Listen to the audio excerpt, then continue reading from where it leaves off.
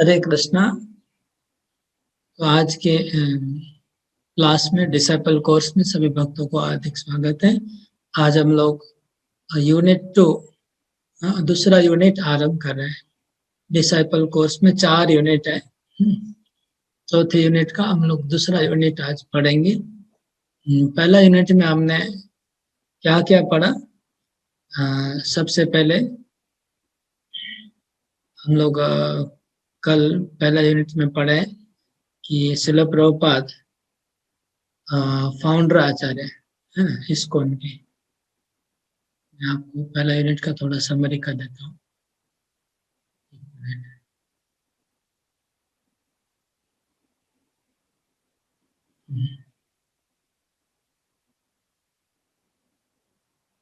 पीछे चला गया।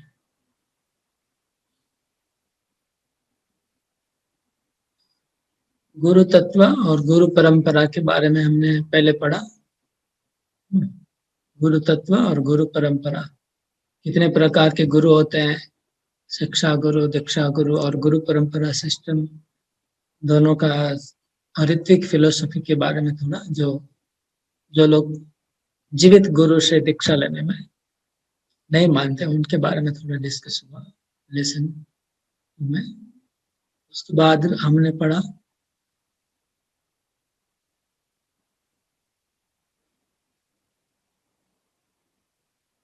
प्रभुपाद का पोजीशन इस्कॉन में।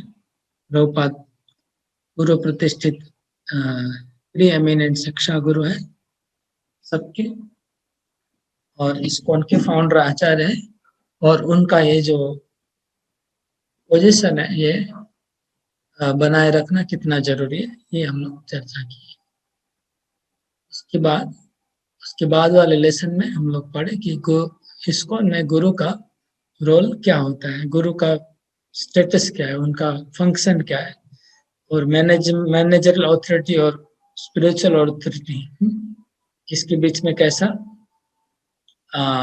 डायनामिक्स क्या है दोनों का, ये हमने कल पढ़ा। अभी हम आगे जा रहे हैं।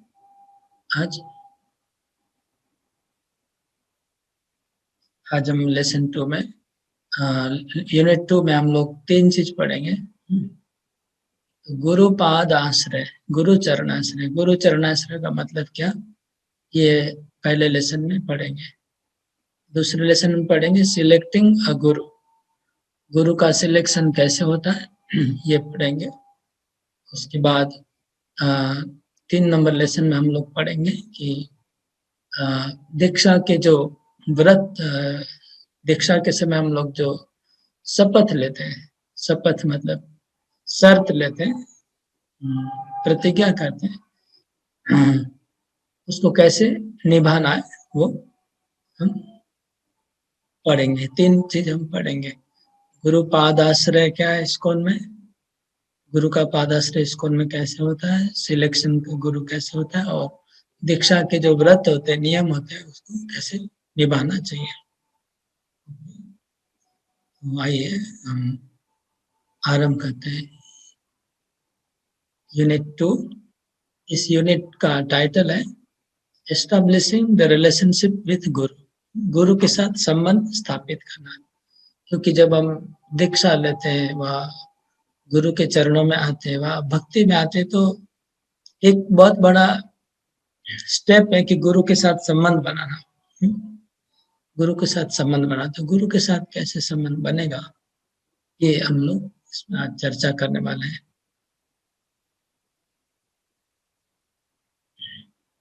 तो एस्टैब्लिशिंग द रिलेशनशिप विथ गुरु, इसमें हम लोग 3 लेसन है, लेसन 5, 6, 7। 5 में पढ़ेंगे गुरु पादाश्रय, इस्कॉन में गुरु पादाश्रय कैसा होता है, और सिलेक्शन ऑफ गुरु, और इनिशिएशन वाउस मैंने ऑलरेडी बताया। गुरु पादाश्रय, अभी हम इसके ऊपर चर्चा कर रहे हैं। तो ये श्रीमद् भागवतम का श्लोक है, शायद उपनिषद का श्लोक है। यस्य देवे परा भक्तिर् यथा देवे तथा गुरु तस्येते कथिता यर्था प्रकाशन्ते महात्मनः। इसका अनुवाद। अच्छा, अभी आप में से कुछ लोग क्या करना है, कुछ लोग को रीडिंग करना है। तो ठीक है, यहाँ पर हाँ अनुवाद है कि जिसको गुरु के प्रति इम्प्लिसिट फेथ मतलब बहुत दृढ़ विश्वास है, और भगवान के प्रति, दोनों के प्रति जिनको दृढ़ विश्वास है। कैसा दृढ़ विश्वास? कि गुरु को भगवान के जैसा ही गुरु में जिनको विश्वास है, उसके हृदय में सब वैदिक ज्ञान अपने आप प्रकाशित हो जाएंगे। जिनको गुरु में और भगवान में विश्वास है बराबर एकदम, उसके हृदय में सब वैदिक तथ्य प्रकाशित हो जाएंगे। इसका मतलब भगवान हमारे सामने गुरु बन के प्रकट हो रहे हैं।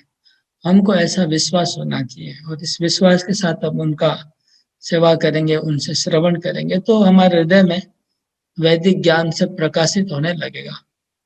ये सीक्रेट है, ये बहुत बड़ा सीक्रेट है। ऑटोमेटिकली रिवील्ड, ऑटोमेटिकली अपने आप हृदय में दिव्य ज्ञान प्रकाशित। एक तरफ कोई आदमी पूरा लाइब्रेरी पढ़ लेगा, लेकिन फिर भी उसको हृदय में ज्ञान प्राप्त नहीं हो सकता है, हो सकता है। और एक तरफ कोई किसी को अगर गुरु के प्रति दृढ़ विश्वास है, वो कुछ भी पढ़ेगा, उसको हृदय में उसका अर्थ रीडिंग करने से नहीं होता, उनका अर्थ समझना पड़ता है। उनको अर्थ समझ में आ जाएगा अगर वो गुरु के प्रति उसका दृढ़ विश्वास है। इसलिए गुरु के प्रति श्रद्धा होना, उनके साथ संबंध होना बहुत जरूरी है। ठीक है, so next slide. Soham, you read this?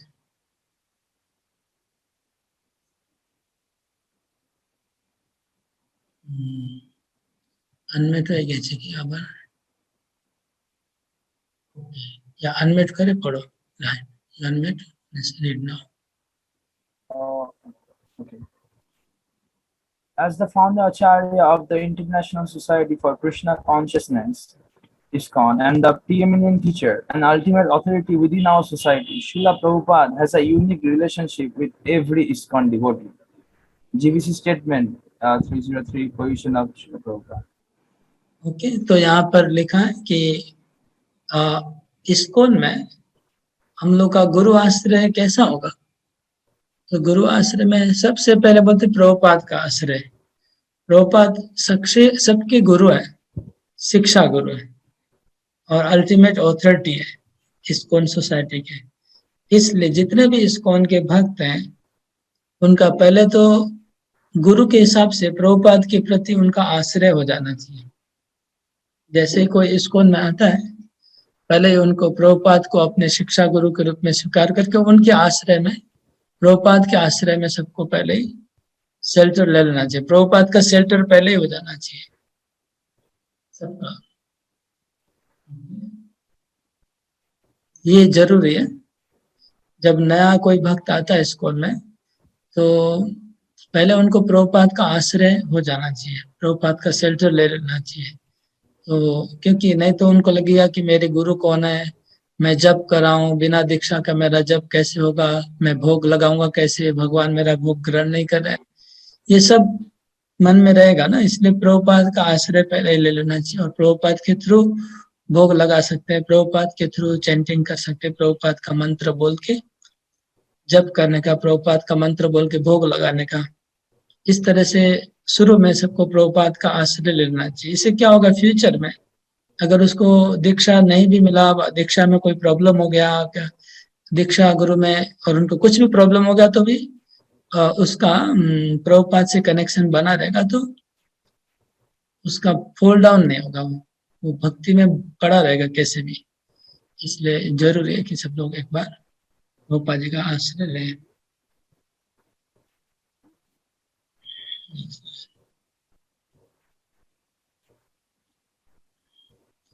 Please read.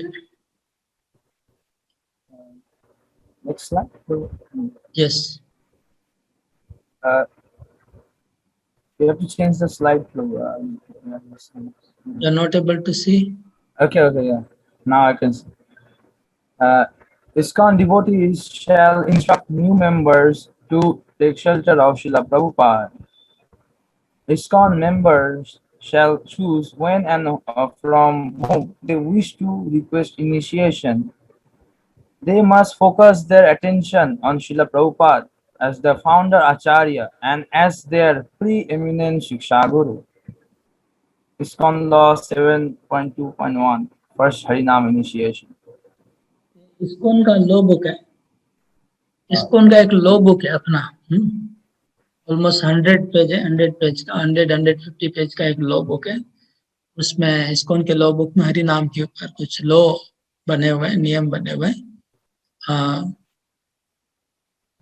Constitution होता है ना, जैसे इंडिया का कॉन्स्टिट्यूशन, ऐसे ISKCON का भी लॉ बुक है।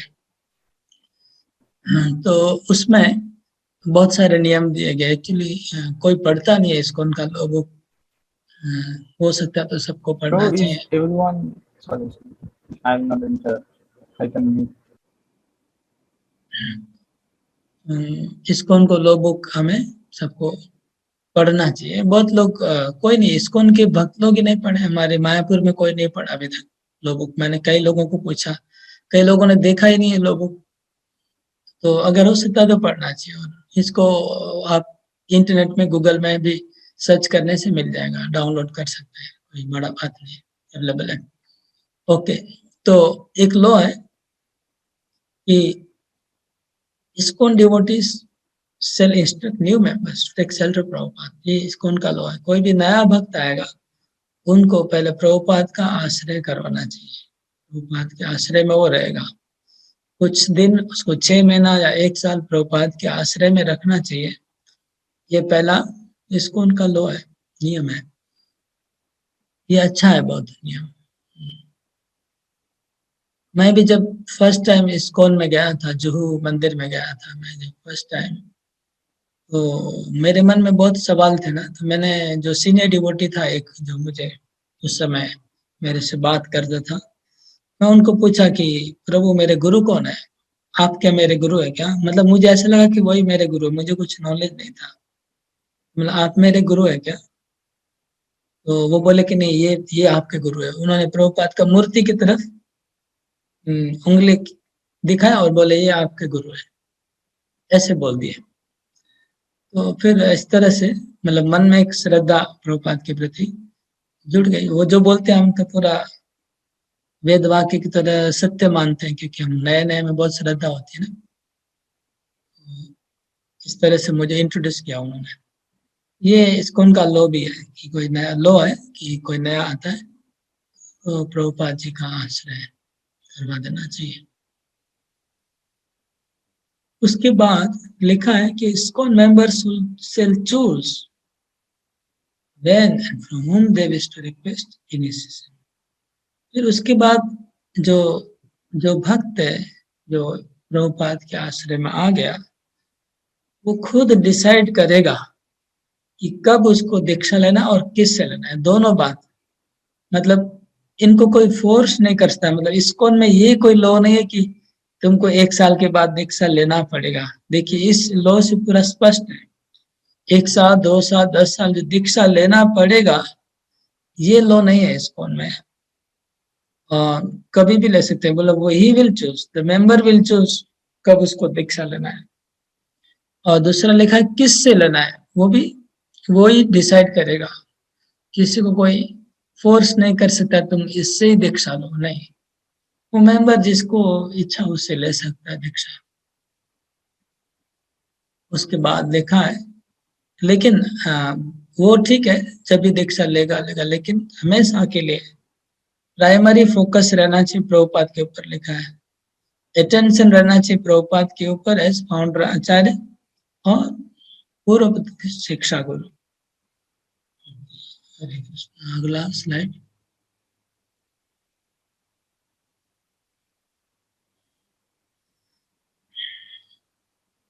Okay, please read this again.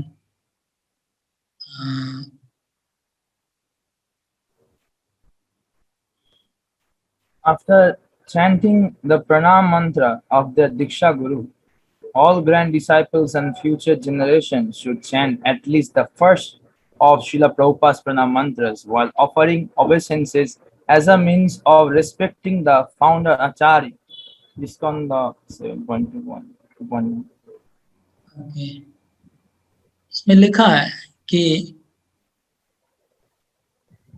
ISKCON के कोई भी भक्त कोई जब पब्लिक प्रोग्राम करेंगे, जैसे कि आप भागवतम क्लास दे रहे हैं, वह हरिनाम कीर्तन कर रहे हैं, जो भी करेंगे, तो आफ्टर चैंटिंग प्रणाम मंत्र ऑफ द दीक्षा गुरु, दीक्षा गुरु का प्रणाम मंत्र बोलने के बाद प्रभुपाद का प्रणाम मंत्र बोलना कंपलसरी है। मतलब after chanting, all grand disciple and future generations should chant at least the first of Srila Prabhupada's pranam mantra while offering.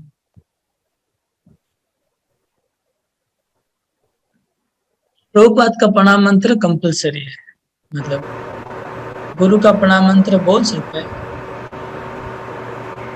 बहुत आपका डिस्ट्रैक्शन आ रहा है, मोबाइल में बहुत साउंड आ रहा है। सोहम के मोबाइल से बहुत आवाज आ रहा था।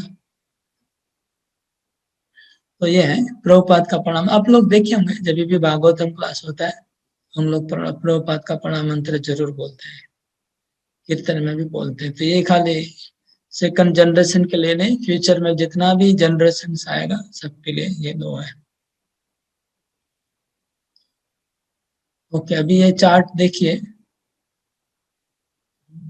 एक ISKCON का भक्त होता है, उसका गुरु के साथ कनेक्शन कैसा होता है देख लीजिए।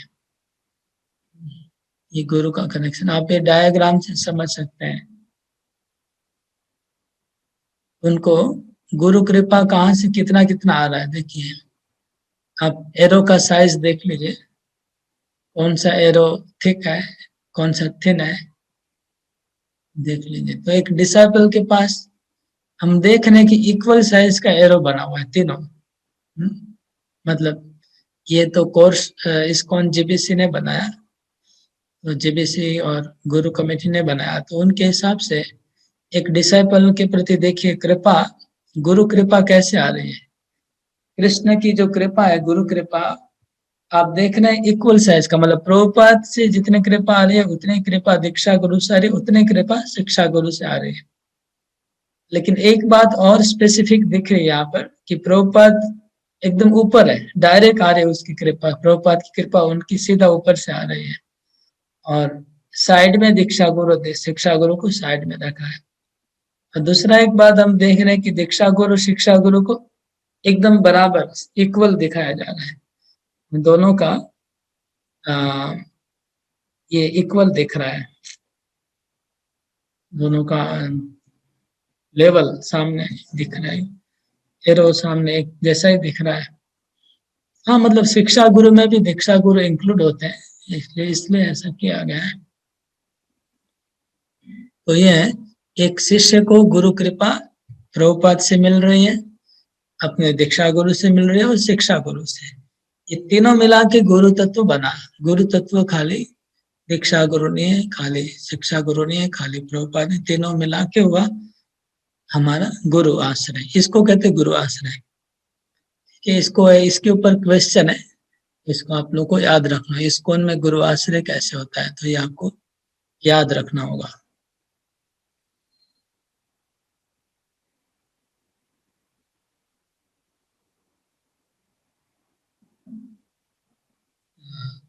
सूर्यवंशी को आप रीडिंग करेंगे, हाथ उठाइए, हैंड रेज करिए, स्लाइड को पढ़िए।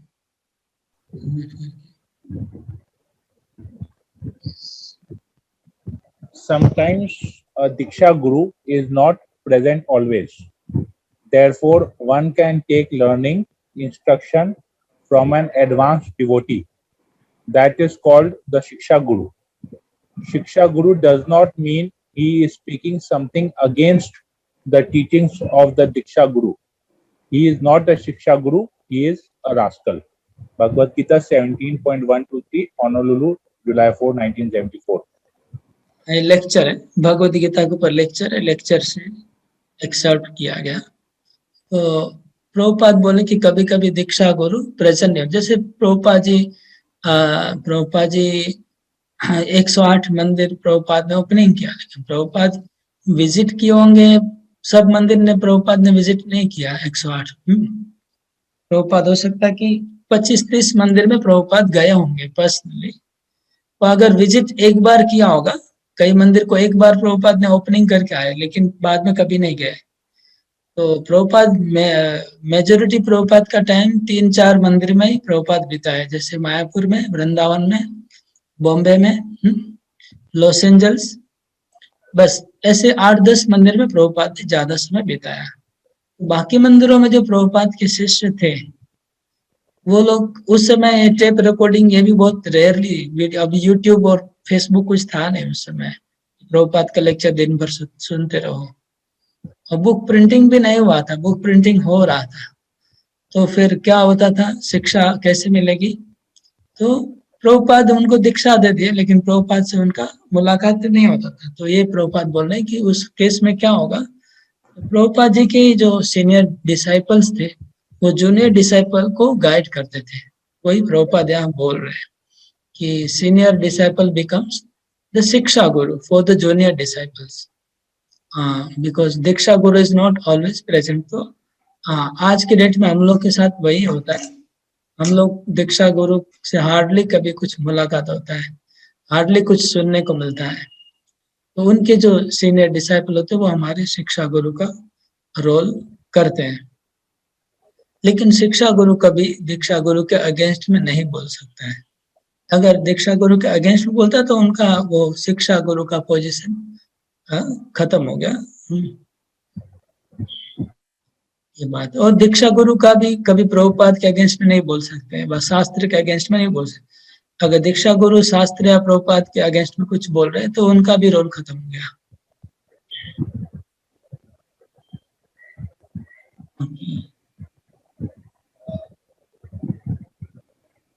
ये पढ़िए सूर्यवंशी को आगे। Spiritually mature managers may be the main Shiksha gurus for devotees who are not their initiated disciples, and such relationships are to be fully encouraged by the initiating spiritual masters. Harmonizing ISKCON's lines of authority, IDC Handbook, page 83. ये harmonising ISKCON's lines of authority मतलब ये बीच में harmony कब जरूरत है, जब conflict होता है तो हार्मनी चाहिए। तो कॉन्फ्लिक्ट होता है दो लाइन में, एक होता है ऑथोरिटी लाइन, हमारी ISKCON में दो ऑथोरिटी लाइन चलती है, एक स्पिरिचुअल ऑथोरिटी लाइन और एक मैनेजरल ऑथोरिटी लाइन। इसमें कॉन्फ्लिक्ट होता है, तो अच्छा होगा कि जो मैनेजर है वो अगर शिक्षा गुरु का रोल करता है तो अच्छा होता है। उस केस में मैनेजर भी है, वो शिक्षा गुरु भी है, और तो फिर लाइन ऑफ ऑथोरिटी ठीक बना रहेगा। ये लिखा है स्पिरिचुअली मैच्योर, लेकिन सब लोग मैनेजर लोग स्पिरिचुअली मैच्योर नहीं होते हैं तो प्रॉब्लम होता है, फिर वो शिक्षा गुरु नहीं बन सकते हैं। अगर मैनेजर लोग खाली पैसा कमाना ही जानते हैं और मैनेजमेंट करना जानते हैं लेकिन स्पिरिचुअली मैच्योर नहीं है, तो उस केस में वो शिक्षा गुरु नहीं बन सकते। फिर जो डिसाइपल उस मंदिर के जो मेंबर है वो लोग उनसे शिक्षा नहीं लेंगे, वो लोग क्या होंगे, खाली अपने दीक्षा गुरु से इंस्पायर रहेंगे, दीक्षा गुरु की बातें सुनेंगे, इसलिए फिर कॉन्फ्लिक्ट हो सकता है। तो इसलिए ISKCON ने ये नियम बनाया कि भले दीक्षा गुरु कोई भी हो, कहाँ से भी हो, लेकिन जो मंदिर में जो मैच्योर स्पिरिचुअली डिवोटी है उनको भी आपको शिक्षा गुरु मानना चाहिए। ये बात देखिए, और इसको दीक्षा गुरु को चाहिए कि इसको एंकरेज करें। हाँ, दीक्षा गुरु को कहा जा रहा है कि दीक्षा गुरु अपने शिष्यों को कहे कि तुम लोग जो लोकल मैनेजर है उसको साथ कोऑपरेशन करके चलो, उनसे शिक्षा लो, ऐसा दीक्षा गुरु को बोलना पड़ेगा। दीक्षा गुरु हमेशा प्रेजेंट नहीं है, लेकिन वो लोकल मैनेजर को शिक्षा गुरु बनना भी चाहिए, शिक्षा गुरु की योग्यता उसके अंदर होनी भी चाहिए, दोनों बात है। ये होगा तो हार्मनी बना रहेगा, कॉन्फ्लिक्ट नहीं होगा। स्पिरिचुअल अथॉरिटी और मैनेजरल अथॉरिटी के बीच में कॉन्फ्लिक्ट नहीं होगा। हाँ पढ़िए। As such, a devotee is ultimately delivered by Sri Krishna, acting through a combination of various manifestations of his mercy. These include, but are not limited to, the Chaitya Guru, Srila Prabhupada, the Guru Parampara, one's Diksha Guru, other Shiksha Gurus, the holy name, Shastra, and the 9 processes of devotional service. 303 GBC statement on the position of Srila Prabhupada, March 2013. तो कृष्ण एक शिष्य को उद्धार कैसे करते हैं लिखा है। कृष्ण एक शिष्य को, एक भक्त को, एक जीव को उद्धार करने के लिए कृष्ण की जो कृपा है, कृष्ण की जो मर्सी है, दया है, उसकी कृपा की जो धारा है, वो धारा बहती है। तो धारा कैसे बहती है, कहाँ से बहती है? तो बहुत सारी धाराएं बताई। एक शिष्य बहुत सारी धाराओं में से भगवान श्री कृष्ण की कृपा प्राप्त करता है। तो क्या क्या है इसमें, क्या क्या है? चैत्य गुरु, पहले तो श्री कृष्ण हृदय से परमात्मा रूप में हमारे ऊपर कृपा की वर्षा करते हैं। तो भगवान की कृपा की वर्षा कहाँ कहाँ से बरसती है वो बता रहे हैं। वर्षा की धारा कहाँ कहाँ से पड़ती है। पहला हो गया परमात्मा हृदय से। दूसरी कृपा की धारा बरस रही है प्रभुपाद जी से। प्रभुपाद जी कृपा बरसा रहे हैं। कैसे बरसा रहे हैं? प्रभुपाद के ग्रंथ हैं जो हम पढ़ रहे हैं। प्रभुपाद ने इस्कॉन बनाया, वो कृपा की धारा है। प्रभुपाद ने इतने बहुत कुछ दिया, वो कोई उसको काउंट करेंगे तो अभी खत्म नहीं होगा। इतनी कृपा तो प्रभुपाद से हम लोग को मिल रही है। उसके बाद गुरु परंपरा, उनसे भी हमको कृपा धारा, जो भक्तिविनोद ठाकुर के जब हम भजन गाते तो हमको कृपा मिल रही है, भक्तिविनोद ठाकुर से कृपा बरस रही है। भक्ति सिद्धांत ठाकुर का रीडिंग करते, जिन जिन आचार्यों का हमारे पास शिक्षा है, वो शिक्षा की धारा, उससे भी कृपा धारा कृष्ण के हमारे पर बरस रही है। उसके बाद दीक्षा गुरु भी हमारे लाइफ में कुछ कंट्रीब्यूट करते हैं, और शिक्षा गुरु भी बहुत हैं जो हमें शिक्षा दे रहे हैं। उसके बाद हरिनाम, कृष्ण हरिनाम के रूप में हमारे सामने प्रकट हुए हैं। तो हरिनाम भी कृष्ण की कृपा बरसा रहा है हमारे ऊपर। उसके बाद शास्त्र है, श्रीमद् भागवत में और भगवत गीता, भगवान ने अवतार लिया शास्त्र रूप में और हमें कृपा बरसा रहे हैं। और नवधा भक्ति, तो इतने रूप से कृष्ण की कृपा बरस रही है, और सब मिला के कृष्ण एक जीव का उद्धार करते हैं। मतलब ये कंबाइन एफर्ट है, जॉइंट एफर्ट है, कंबाइन एफर्ट है एक जीव का उद्धार करने का। किसी एक व्यक्ति के ऊपर पूरा डिपेंड नहीं कर रहा है। ये बात कर रहे, हमें इतने लोगों का शेल्टर लेना है, इतने वस्तुओं का आश्रय लेना है, ये बताया जा रहा है। जेबीसी का स्टेटमेंट है ये, पढ़िए। Within these cooperative elements, Srila Prabhupada, as the founder Acharya of the International Society for Krishna Consciousness, is the preeminent Shiksha Guru for all members of ISKCON. All members of ISKCON for all generations are encouraged to seek shelter of Srila Prabhupada. ये हम लोग बहुत बार पढ़ चुके हैं। हाँ पढ़िए। All members of ISKCON are entitled and encouraged to have a personal relationship with Srila Prabhupada through his books, teachings, service, and his ISKCON society. 303 GBC statement on the position of Srila Prabhupada. तो ये उसी का continuation है, इस statement का ही continuation जा रहा है प्रभु। हाँ अरे आम्ही क्लास नीचे तुम्हें बार बार फोन करें। हाँ उसी का कंटिन्यूएशन, उसका वो एक जेबीसी स्टेटमेंट के ऊपर एक पेपर बना है, जो प्रभुपाद के पोजीशन को जेबीसी ने एक पेपर बनाया रिसेंटली 2013 में। और ये पेपर पढ़ना कंपलसरी है, सब जो लोग भी दीक्षा लेंगे। उसमें क्वेश्चन है कि आपने क्या पेपर पढ़ा, जेबीसी प्रभुपाद का पोजीशन के ऊपर एक पेपर लिखा है जेबीसी ने। पेपर पढ़ना कंपलसरी है सबके लिए। तो ये पेपर हम लोग यहाँ पर रीडिंग कर रहे हैं। इसमें कुछ प्रभुपाद की पोजीशन को बहुत विशेष इधर मर्यादा रख के बनाया गया पेपर, कि प्रभुपाद का पोजीशन एकदम स्पेशल है, कि इवन इसको उनका कोई भी भक्त प्रभुपाद से पर्सनल रिलेशनशिप रख सकता है। मतलब प्रभुपाद को अपना गुरु के हिसाब से मान सकता है। इसका अर्थ यही हुआ,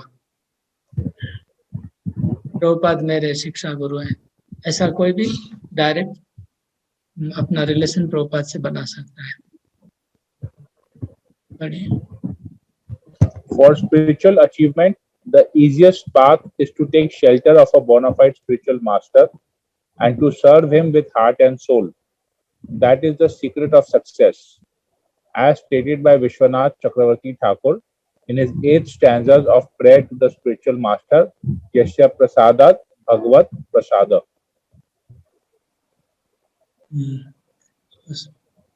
यस्य प्रसादात भगवत प्रसादम, गुरु की कृपा से हमें भगवत प्राप्ति सरलता से हो जाएगी। गुरु को प्रसन्न कर पाएंगे तो भगवान प्रसन्न हो जाएंगे। इसका मतलब क्या, प्रभुपाद को प्रसन्न करेंगे तो भगवान, गुरु मतलब यहाँ पर सब हो गए, प्रभुपाद जी, शिक्षा गुरु, सब कुछ।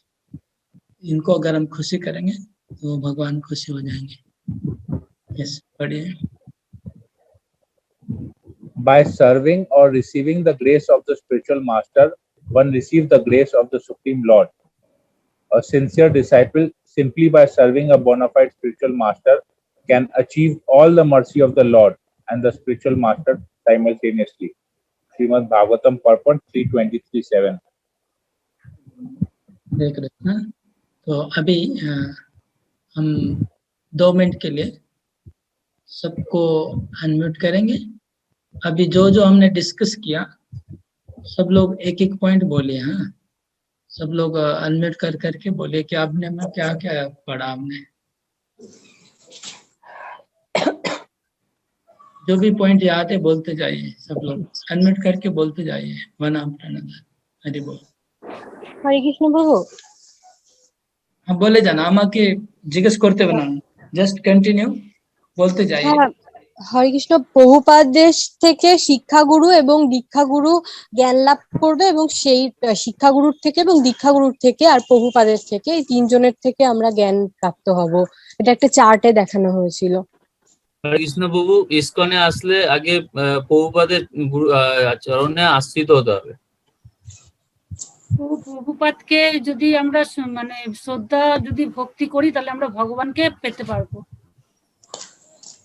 के साथ संबंध बनाना, भगवान के प्रति दृढ़ विश्वास होना चाहिए।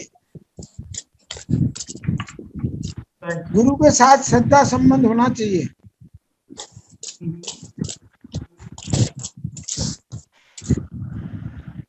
हरि बोल प्रभु जी। भगवान कृष्ण कई प्रकार से कृपा करते हैं, परमात्मा रूप में और गुरु के रूप में। और जो पारंपरिक गुरु हैं, भक्ति विनोद ठाकुर और जितने भी हैं, उनके द्वारा, दीक्षा गुरु के द्वारा, शिक्षा गुरु के द्वारा, हरि नाम के द्वारा और शास्त्रों के रूप में और नवता भक्ति के रूप में सबका आश्रय लेना चाहिए। आप प्रभु जी। हाँ, भगवान गुरु का संबंध, भगवान के प्रति दृढ़ विश्वास होना चाहिए। राइट, गुरु के साथ श्रद्धा संबंध होना चाहिए। Right, very good. अच्छे अच्छे पॉइंट सुनने को मिले। Thank you. अभी हम लोग, কৃষ্ণ প্রভু, हाँ বলুন প্রভু। প্রথমে আমরা প্রভুপাদের চরণে আশ্রয় নেব, তারপর শিক্ষাগুরু থেকে শিক্ষা নেব, তারপরে সদ্গুরু থেকে দীক্ষা নেব। अरे बोल। प्रभुपाद जी ने जो ग्रंथ बनाए हैं और जो भजन है, उनसे कृपा बरसती है। हरि बोल, हरि बोल। ठीक है, अभी हम लोग नेक्स्ट लेसन में जा रहे हैं।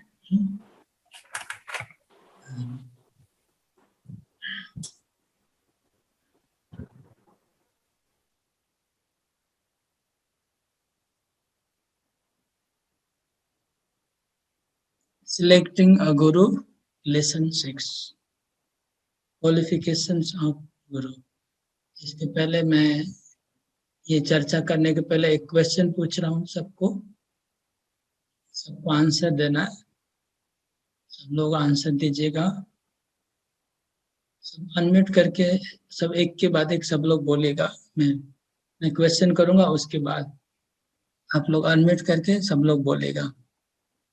क्वेश्चन ये है कि आप जब दीक्षा गुरु का चयन करते हैं, सिलेक्ट करते हैं, तो क्या देख के आप चयन करते हैं? गुरु में आप क्या ढूंढते हैं? What do you look for in a spiritual master? सब लोग बोलिए। गुरु मध्ये আপনারা কি দেখতে চান? What do you হরে কৃষ্ণ প্রভু। বলো? আমরা জানি যে যে গুরু কৃষ্ণ তত্ত্ব বেত্তা হন উনি গুরুদেব হন। তো যে গুরুদেব আমাদেরকে শাস্ত্র সম্বন্ধে একদম ঠিকঠাক সঠিক তথ্য জানাবেন এবং কৃষ্ণ সম্বন্ধে আমাদেরকে জানাবেন, ওনাকেই আমরা গুরুদেব নেব, মানে মানাবো আর কি। হরি বল। Very Hari good. বল। হরে কৃষ্ণ প্রভু। কৃষ্ণ প্রভু হ্যাঁ, বলছি, বলো। আমরা দেখবো যিনি হচ্ছে পরম্পরায় থাকবেন প্রভু, যেই পরম্পরা গুরু পরম্পরায় ধারা থাকবেন তাকেই আমরা গুরু বলে স্বীকৃতি দেব। হরি বল। হ্যাঁ, আগে। হরে কৃষ্ণ প্রভু, যিনি নিজে আচার করে প্রচার করবেন এবং গুরু পরম্পরা ধারায় থাকবেন তাকেই আমরা গুরু বলে স্বীকৃতি দেব। हरि बोल। हरि बोल। शिक्षा गुरु का चयन हम लोग इसलिए सोचते करते हैं कि वो लोग शिक्षा गुरु हमको भगवान से मिलाएंगे। हरि बोल। मुझे लगता है हैंडबुक सबको मिल गया, अभी फटाफट आंसर आ रहा है, अभी समझ में आ गया। बोला इतना परफेक्ट आंसर कहाँ से आ गया? So one should look for the determination how one the guru wants to perform devotional service to Krishna. The determination of a guru. Hari बोल। That's what amazes me. Hari बोल। Very good. तो इसमें ये भी एक पॉइंट आ सकता है कि उनका अपने गुरु के प्रति जो श्रद्धा है वो भी एक पॉइंट आ सकता है कि उनकी श्रद्धा देख के उनके अपने गुरु के प्रति जो श्रद्धा है उससे भी हम इंस्पायर होते हैं। हरि बोल। हरि बोल। हरि बोल। हरि बोल। तो कोई गलत आंसर आया नहीं क्योंकि ऑलरेडी हैंड बुक मिला है सबको, नहीं तो बहुत सारे। अच्छा, বাংলা হ্যান্ডবুকটা পাইনি আমরা পাইনি প্রভু। হরে কৃষ্ণ। আচ্ছা, আমি গ্রুপে শেয়ার করেছি, আপনারা ওটা দেখবেন, কিন্তু বাংলা বুক নেই। আমি অনেক খোঁজ করলাম, কলকাতা মন্দিরে পালক পাঠককে ফোন করলাম, ওনার কাছে নেই। তারপরে এখানে মায়াপুরে দেখি, আজকে খোঁজ করবো পাওয়া যায়, বাংলাদেশে নাহলে ফোন করতে হবে। বাংলা না হলে তো অসুবিধা হবে। বাংলাটা একটু হলে খুব ভালো হতো।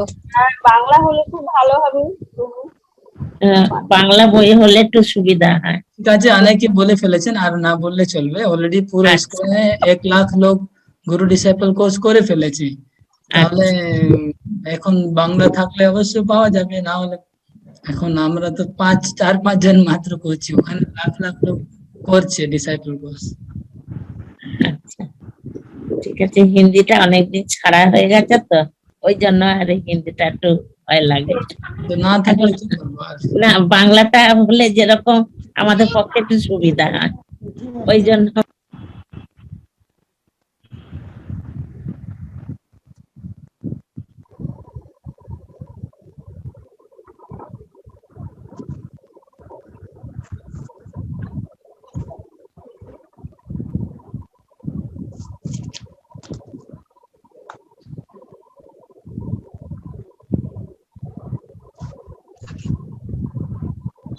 গুরু চাইলে কি করে আমরা?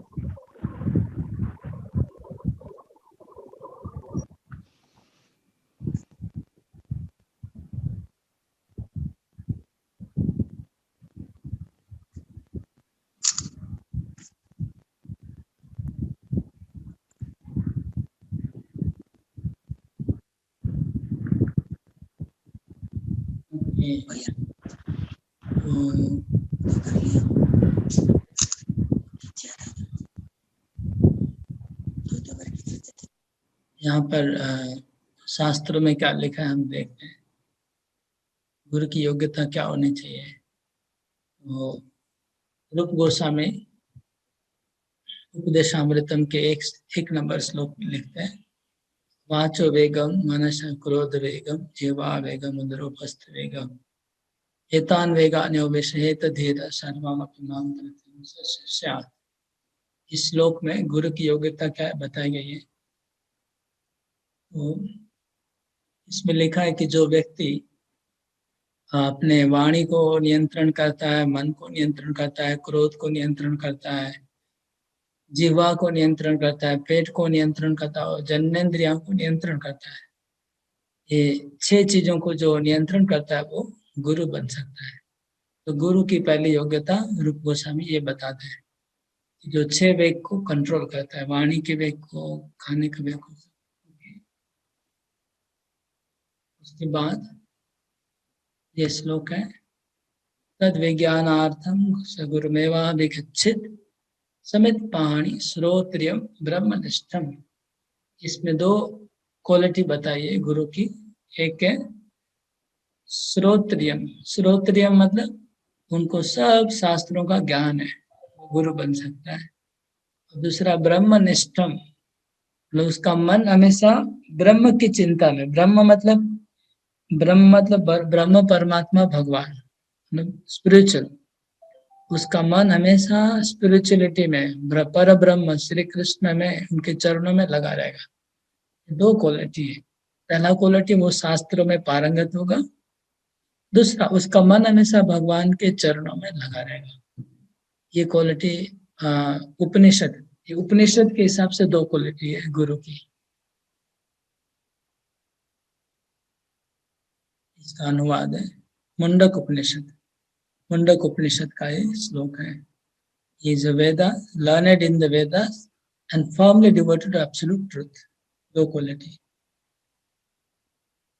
इसके बाद चैतन्य महाप्रभु ने एक श्लोक बोला है गुरु के बारे में, आचार करे न क्यों ना करे प्रचार, प्रचार करे न क्यों ना करे आचार, आचार प्रचार नामे करो 2 कार्य, तुम्ही सर्व गुरु तुम्ही जगतेरो आर्य। कोई आचार करता है लेकिन प्रचार नहीं करता है, कोई प्रचार करता है लेकिन स्वयं आचार नहीं करता है। तो चैतन्य महाप्रभु कहते हैं कि तुम आचार भी करते हो, प्रचार भी करते हो, इसलिए तुम गुरु हो। चैतन्य महाप्रभु ने हरिदास ठाकुर को बोला, हरिदास ठाकुर तुम आचार भी कर रहे हो, प्रचार भी कर रहे हो, तुम गुरु हो सबके। ऐसे चैतन्य महाप्रभु ने हरिदास ठाकुर 3 लाख जप करते थे डेली। हाँ, वो आचार करते थे और जो लोग उनसे मिलने आते थे सबको वो प्रचार करते थे, उनको हरिनाम जप करवाते थे, सबको प्रचार भी करते थे, आचार भी करते थे। इसलिए वो बोले तुम ही सर्व गुरु तुम ही जगत है आर्य। हरिदास ठाकुर तुम गुरु हो और तुम पूरे जगत के आर्य हो, श्रेष्ठ हो।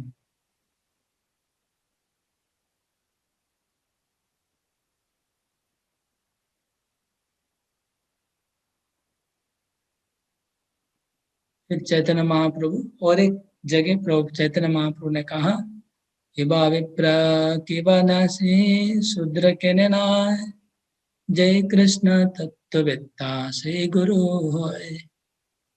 गुरु को ब्राह्मण होना जरूरी नहीं है, सन्यासी होना जरूरी नहीं है। मतलब ब्राह्मण भी हो सकता है गुरु, और वैश्य भी हो सकता है, क्षत्रिय भी हो सकता है, शूद्र भी हो सकता है, और सन्यासी भी हो सकता है, गृहस्थ भी हो सकता है, ब्रह्मचारी भी हो सकता है, गृहस्थ भी, कोई भी हो सकता है गुरु। हाँ, तो गुरु क्या होना चाहिए? गुरु कृष्ण तत्ववेत्ता से ही गुरु है। जो कृष्ण तत्व जानता है वो गुरु बन सकता है, वो चाहे ब्रह्मचारी हो, चाहे गृहस्थ हो, चाहे सन्यासी हो, चाहे ब्राह्मण हो, चाहे शूद्र। ये गुरु का योग्यता है।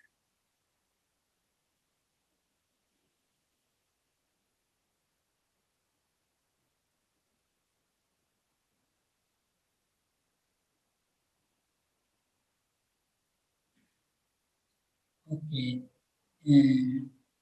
इसको रीडिंग करिए। सूर्यवंशी को हाथ उठाइए, हैंड रेज करेंगे तो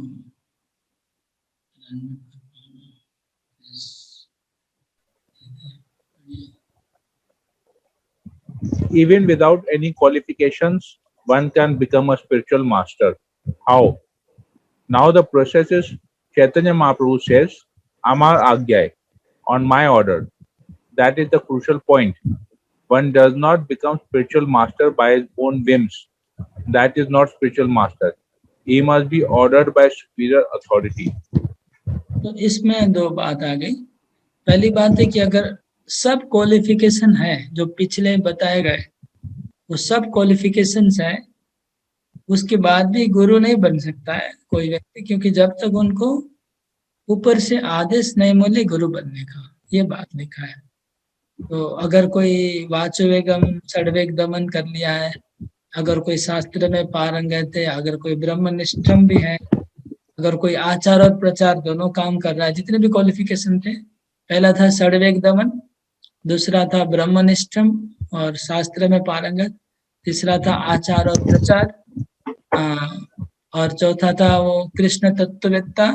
जितने भी क्वालिफिकेशन बताए गए, वो क्वालिफिकेशन होने के बाद भी उसको ऑथराइज होना चाहिए गुरु परंपरा से, उनके गुरु उनको आदेश देंगे कि तुम गुरु बनो। तो चैतन्य महाप्रभु कहते हैं कि आमार आज्ञा गुरु होया तारो ए, मैं आज्ञा दे रहा हूँ कि तुम गुरु बन के प्रचार करो। कूर्म ब्राह्मण को चैतन्य महाप्रभु ने कहा, कूर्म ब्राह्मण जो दक्षिण भारत में महाप्रभु से मिला था, वो कूर्म ब्राह्मण महाप्रभु के प्रति इतना आसक्त हो गया, तो महाप्रभु के पीछे पीछे चलने लगा। वो बोला मैं आपको मुझे लेके चलिए आपके साथ। तो महाप्रभु ने कहा नहीं नहीं, तुम यहाँ पर ही रहो और यहाँ पर तुम सबको प्रचार करो और तुम यहाँ के सबके गुरु बनो। मैं तुमको आज्ञा देता हूँ, तुम सबको दीक्षा दो, सबके गुरु बनो और तुम सबको प्रचार करो। तो कूर्म ब्राह्मण को चैतन्य महाप्रभु ने कृष्ण प्रेम दिया, मतलब ऑफिशियली नहीं दीक्षा दिया, लेकिन दीक्षा के जैसा ही हो गया जब कृष्ण प्रेम दिया। और फिर कूर्म ब्राह्मण को महाप्रभु ने प्रचार करने को कहा। इसका मतलब वो कूर्म ब्राह्मण ने हजारों लोगों को फिर बाद में भक्त बनाया होगा और वो सबका गुरु कहलाया, उसका मतलब यही मीनिंग होता है। तो इसका कहने का मतलब ऑन माय ऑर्डर। तो प्रभुपाद कहते हैं कि ऑर्डर होने के बाद ही गुरु बन सकते हैं, अगर ऊपर से सुपीरियर ऑथोरिटी से ऑर्डर नहीं है तो सब क्वालिफिकेशन होने के बाद भी गुरु नहीं बन सकते। और ऑन अदर हैंड दूसरी तरफ अगर कोई क्वालिफिकेशन नहीं भी है, प्रभुपाद कहते इवन विदाउट क्वालिफिकेशंस, अगर ऑर्डर है तो इवन विदाउट क्वालिफिकेशन का मतलब ये हुआ कि कोई अपने आप को अनक्वालिफाइड सोच रहा है, कोई सोच रहा है कि मैं क्वालिफाइड नहीं हूँ, ऐसा कोई सोच रहा है हम्बलनेस, लेकिन गुरु कहते हैं तो फिर उसको गुरु बनना पड़ता है, ये इसका अर्थ है।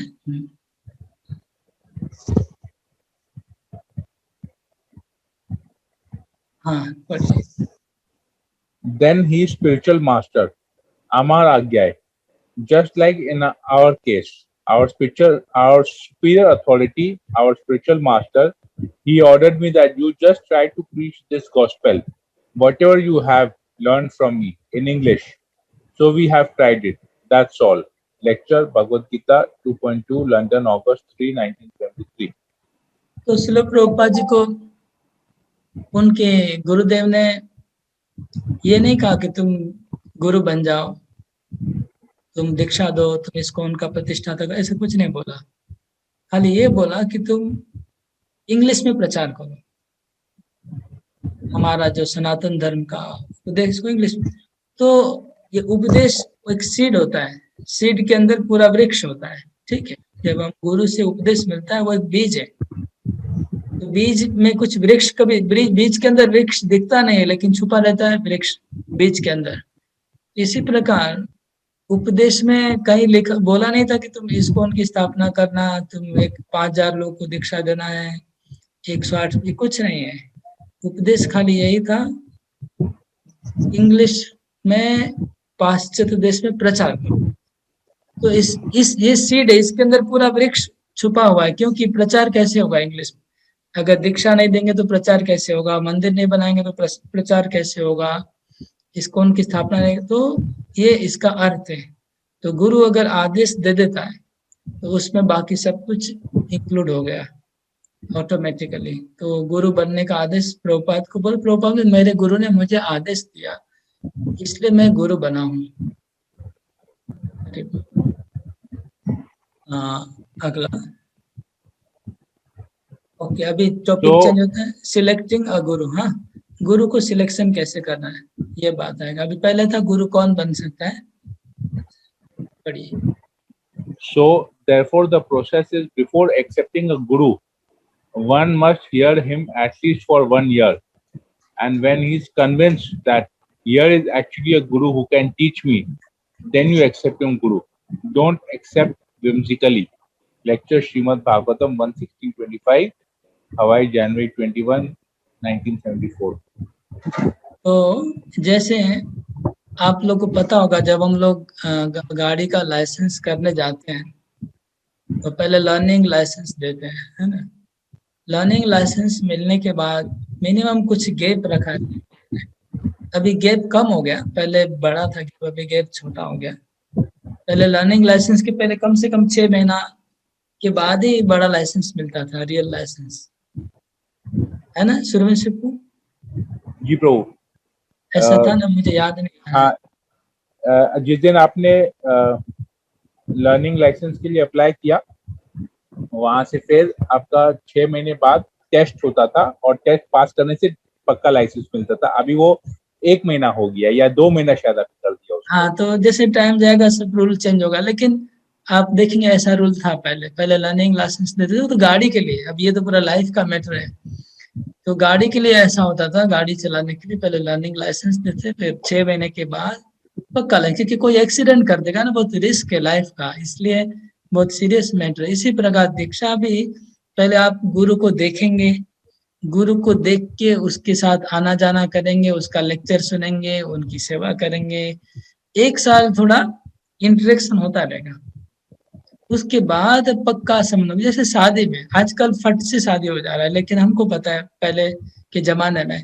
आज से 20-25 साल पहले क्या होता था, पहले इंगेजमेंट होता था, सगाई होने के बाद कम से कम 6 महीना मिनिमम गैप था, 6 महीना, 6 महीने से 1 साल, और ये तो मिनिमम। वैसे तो हमने देखा है 2 साल 4 साल 6 साल सगाई टिकता था। तो ये क्यों गैप रखा जाता था, सगाई और लगन के बीच में 6 महीने का गैप क्यों, 1 साल का गैप क्यों? ताकि धीरे धीरे थोड़ा अंडरस्टैंडिंग होगा, एक दूसरे को समझ में आएंगे। बाय चांस कुछ प्रॉब्लम होगा तो सामने 6 महीने में आ जाएगा, आराम से सामने आ जाएगा प्रॉब्लम। तो उस केस में डिवोर्स रेट बहुत कम हो जाता है नेचुरली। अगर आप एंगेजमेंट 6 महीना 1 साल होगा तो डिवोर्स रेट का चांस बहुत कम है, क्योंकि डिवोर्स तो लगन के बाद ही हो सकता है, सगाई के पहले डिवोर्स करना डिवोर्स नहीं माना जाता है।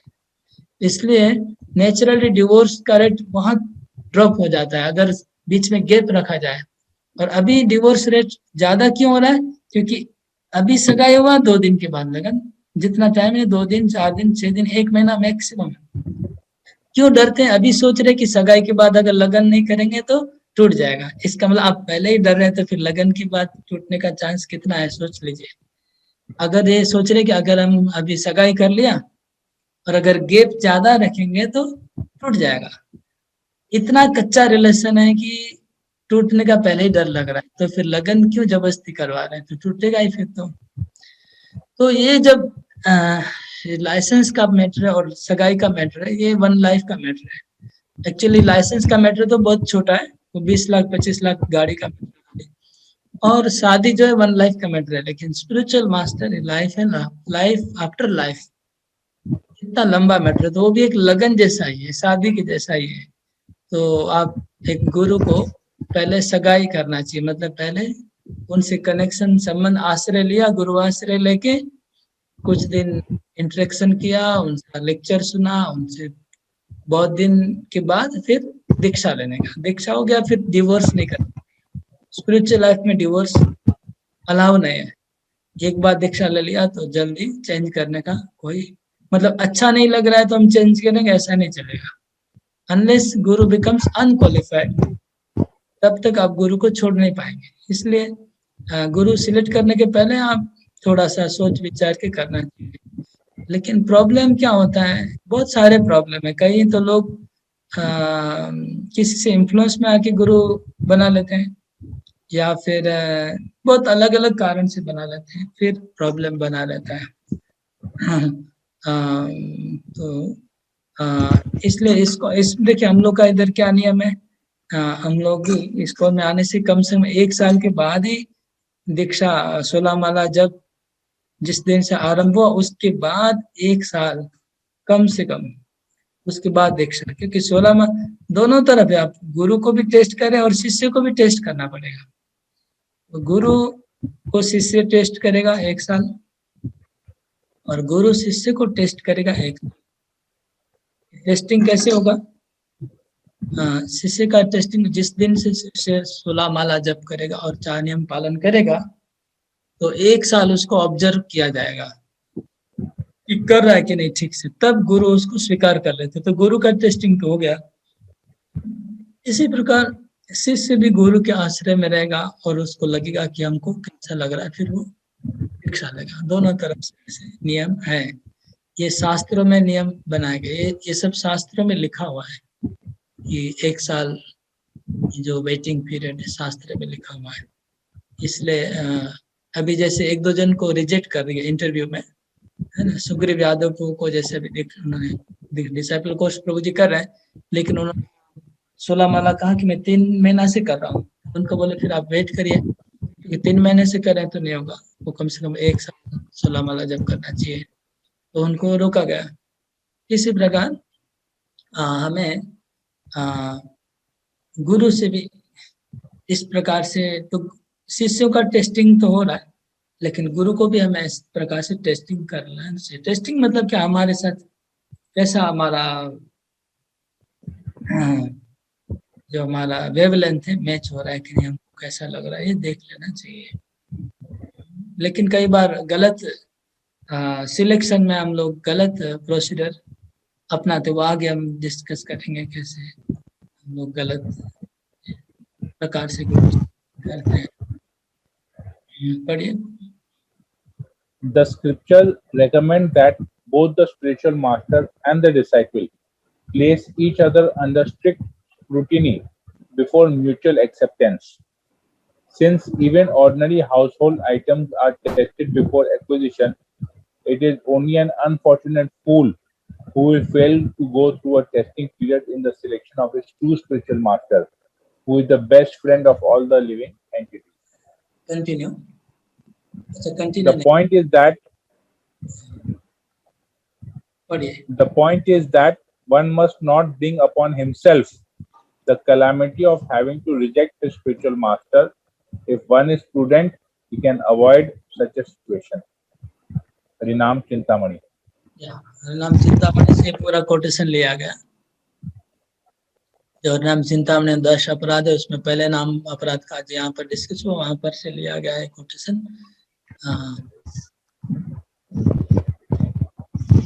सेम बात है कि हमें बहुत सावधानी से गुरु को सिलेक्ट करना चाहिए, ताकि बाद में पछताना नहीं पड़े कि हमने गलत गुरु स्वीकार कर लिया, हमको अच्छा नहीं लग रहा है, ऐसा कुछ मन में नहीं आना चाहिए। दिल, ये थोड़ा सा प्रॉब्लम है मुझे लग रहा है स्कूल में। हम लोग एनवायरनमेंट में आकर के फोर्स में एक गुरु सब लोग सिलेक्ट कर लेते हैं, मतलब, लेकिन उनके मन की इच्छा के अनुसार सबको गुरु सिलेक्ट करने को मिलना चाहिए, ताकि वो जीवन भर उनको अच्छा लगे। ये थोड़ा प्रॉब्लम लग रहा है हमको, अभी प्रॉब्लम ही है चारों तरफ लोगों को प्रॉपर। लेकिन मुझे लगता है धीरे धीरे इस तरह से एजुकेशन आएगा तो आगे चल के थोड़ा अच्छा हो जाएगा सिचुएशन। यहाँ पर लोग मन खोल के अपने चॉइस का गुरु स्वीकार कर पाएंगे। सिलेक्टिंग गुरु ISKCON लो, पढ़िए। It is the personal responsibility of candidates for initiation to correctly choose by the exercise of their own intelligence a particular devotee as spiritual master. Candidates for initiation should accept initiation from a spiritual master only after developing firm and mature faith in that devotee and in his ability to take them back to Godhead. Sadhu, Shastra and Guru are the authoritative references to apply in ascertaining the level of advancement of a devotee. Okay, तो selecting गुरु ISKCON का लोग क्या कहता है कि ये individual devotee का जिम्मेवारी है कि करेक्टली चूज करना। और कैसे चूज करेगा? तो एक्सरसाइज योर ओन इंटेलिजेंस। सबका अपना अपना इंटेलिजेंट होता है, और अपने इंटेलिजेंट के हिसाब से वो गुरु सिलेक्ट करना चाहिए उसको, ये पहला बात है। दूसरा उसको दृढ़ विश्वास होना चाहिए कि ये गुरु मुझे भगवत धाम ले जाएंगे, ये भी होना चाहिए। और तीसरा पॉइंट है कि ये जो आप कैसे पता चलेगा कि ये जो गुरु हैं वो हम बुद्धि से कैसे उनको समझेंगे, तो उसके लिए बोले रेफरेंस के लिए साधु, शास्त्र और गुरु, ये रेफरेंस है। मतलब शास्त्रों में लिखा है गुरु क्या होता है, शुद्ध भक्त क्या होता है, उनका क्वालिटी क्या होता है, ये शास्त्रों में लिखा है। साधु से भी हम सुनते रहते हैं गुरु क्या होता है, तो 3 रेफरेंस होता है, साधु, गुरु और शास्त्र। उससे एडवांसमेंट का पता चलता है, कौन कितना एडवांस है, ये शास्त्र से पता चलता है।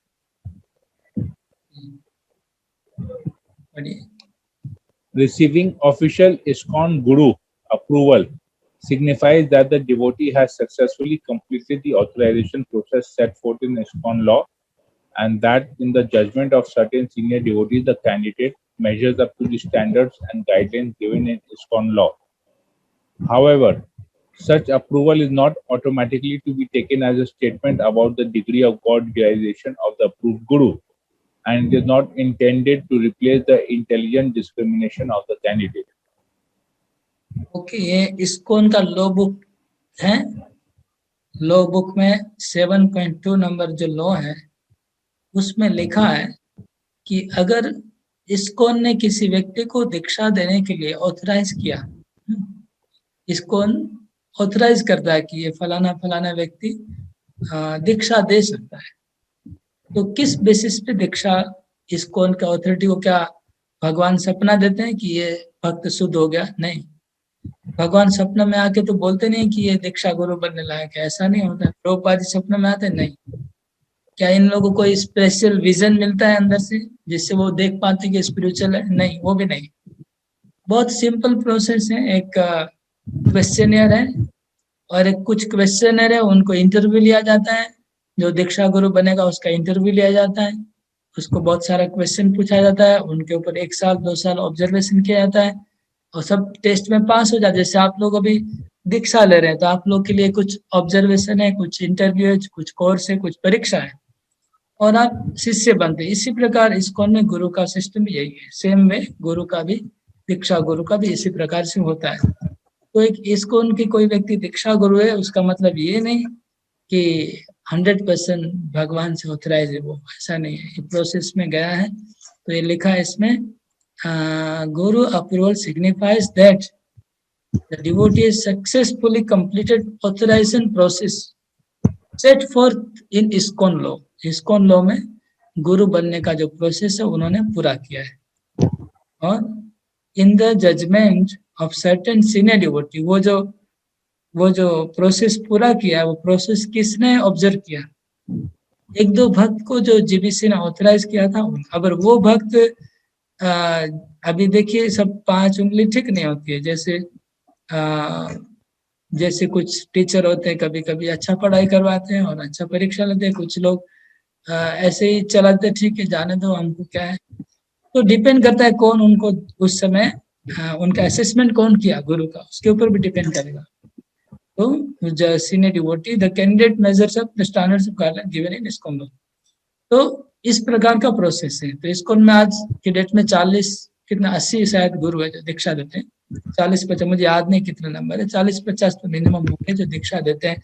सबको इस तरह से प्रोसेस से पास किया गया। तो अभी GBC कह रहा है कि इसका मतलब ये नहीं कि हम लोग आपका जो इंटेलिजेंट डिस्क्रिमिनेशन को रिप्लेस कर रहे हैं। ISKCON GBC ने ऑथराइज कर दिया, इसका मतलब ये नहीं कि इंडिविजुअल अपना बुद्धि नहीं लगाएगा। इंडिविजुअल्स को अपना बुद्धि लगाना ही पड़ेगा, बुद्धि को रिप्लेस करने के लिए ये सिस्टम नहीं बनाया। तो इंडिविजुअल के ऊपर भी रिस्पॉन्सिबिलिटी बना रहता है। रिस्पॉन्सिबिलिटी पूरा GBC का नहीं है, मतलब आगे चल के कुछ प्रॉब्लम हुआ तो GBC is not taking responsibility. If any guru does something wrong, GBC is not responsible. Individual devotee is responsible in selecting his guru. ये ISKCON ने क्या बोलते हैं disclaimer, disclaimer of GBC.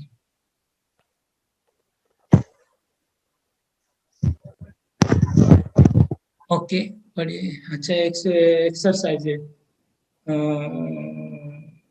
Okay, do not speak until you join a group of similar card holders. As soon as you join the group, introduce yourself. ये group exercise तो हम देखते हैं कैसे करेंगे अकाउंट में। As soon as you join a group, introduce yourself and begin a conversation. The appropriate card. Group exercise. In your group, read, discuss steps for selecting guru.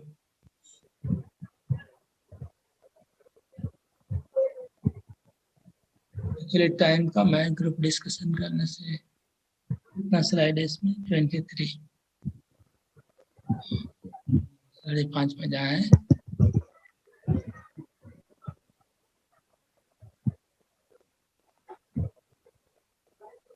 From a role play showing inappropriate reasons for steps of selecting a guru. Okay, यहाँ कुछ group discussion करना है तो मैं आप लोग को group में डिवाइड करता हूँ और टॉपिक दे देता हूँ जिसके ऊपर आप लोग डिस्कस करेंगे। वो मैं थोड़ा देख लेता हूँ हैंडबुक में, यहाँ एक दिया गया है, करिए। Select group,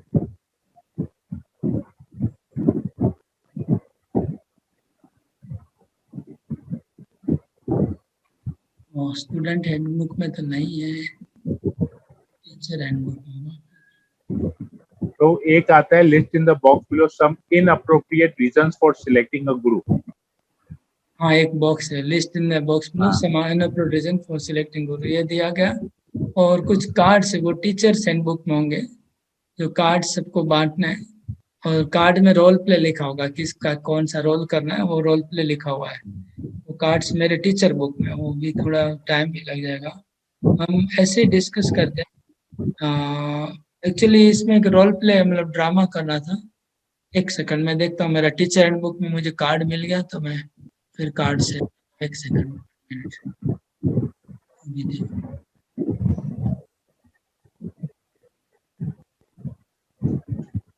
teachers handbook. Okay, lesson plan मेरा खुला हुआ था, दोबारा खोल रहा हूँ। ठीक है, यूनिट 2 लेसन 6।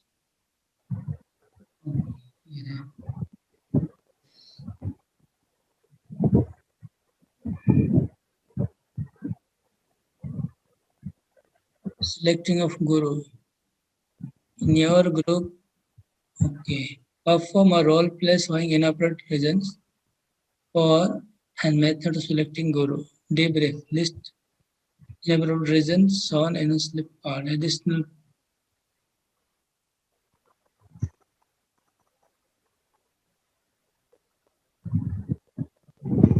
के लिए कुछ कार्ड्स बांटेंगे। I will choose that guru, so I will be more appreciated and accepted in them. ठीक है, यही ग्रुप डिस्कशन करते हैं। आप लोग ग्रुप में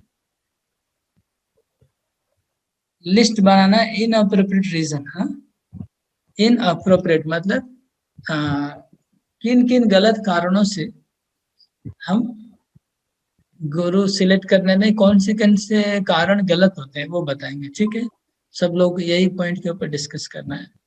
मैं आप लोगों को सबको ग्रुप में डिवाइड कर 4 के ग्रुप में, और आप लोग जल्दी से डिस्कस करिएगा और उसके बाद 5-7 मिनट डिस्कस करिए, ज़्यादा नहीं। उसके बाद हम सबका सुनेंगे। तो 4 ग्रुप में डिवाइड कर रहा हूँ। 4 ग्रुप में एक जन रिप्रेजेंटेटिव रहेंगे जो सबका कंसोलिडेट करके हमको सुना देंगे। तो रूम नंबर 1 में सोहम प्रामाणिक तुम्हें लीड करबे। ग्रुप नंबर 2 में कौन है? विजय शर्मा प्रभु ग्रुप नंबर 2 में लीड करना। रूम नंबर 3 में है सुरेश असवानी प्रभु, सूर्यवंशी प्रभु।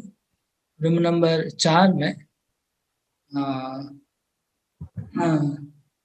रूम नंबर 4 में सब लोग विश्वजीत दास आपने लेट करूँ, ठीक है? 4 जन को दे दिया स्पेशली। आप लोग इस रूम में जाके इन अप्रोप्रिएट मतलब गुरु सिलेक्शन करने में गलत कारणों से कौन से गलत कारण से हम लोग गुरु सिलेक्शन करते हैं, जिसमें रॉन्ग रीजंस क्या क्या होते हैं, इसका लिस्ट बनाना है। ओके, हरे बोल। ग्रुप को डिवाइड कर रहा हूँ, 5 मिनट में वापस आएंगे सब लोग।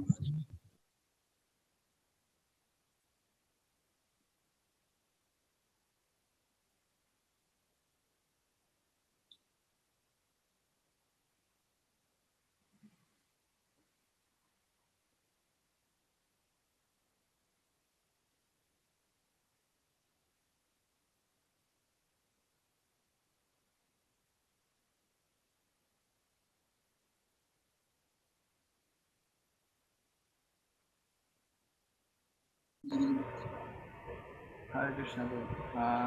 So I will say my point, then I will say others. So my point is, if one assume to see a manifestation like illusionist, like a magician, then he will wrongly choose a guru if he expects something like that. No, so that is wrong.